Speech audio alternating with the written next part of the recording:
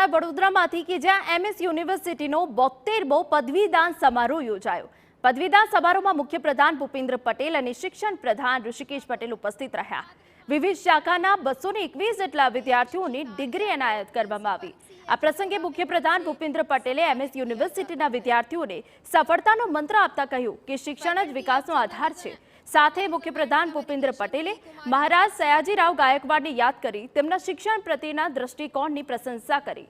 ભૂપેન્દ્ર પટેલે યુવાઓને સંબોધતા કહ્યું કે આત્મવિશ્વાસ સાથે આગળ વધશો તો સફળતા ચોક્કસ મળશે અને તમે જે પણ ફિલ્ડમાં જાઓ ત્યાં સમાજ અને દેશને ઉપયોગી બનજો। આજના સમયમાં પણ વિકસિત રાષ્ટ્ર નિર્માણમાં યુવા શક્તિના નવોદયથી વિશ્વવિદ્યાલયો મહત્વનું યોગદાન આપે છે। વડાપ્રધાન શ્રી નરેન્દ્રભાઈની પ્રેરણા અને પ્રોત્સાહનથી આજનો સમય યુવા શક્તિ માટે સુવર્ણકાળ છે। ભારતમાં આજે યુવાનો માટે અસીમ તકો છે। તાજેતરમાં જ ભારત સરકારના અમૃતકાળમાં વિકસિત ભારતના નિર્માણના સંકલ્પ સાથેનું બજેટ રજૂ થયું છે। આ બજેટમાં પણ ભારતની ઉન્નતિનો આધાર સક્ષમ યુવા શક્તિને જ ગણી છે।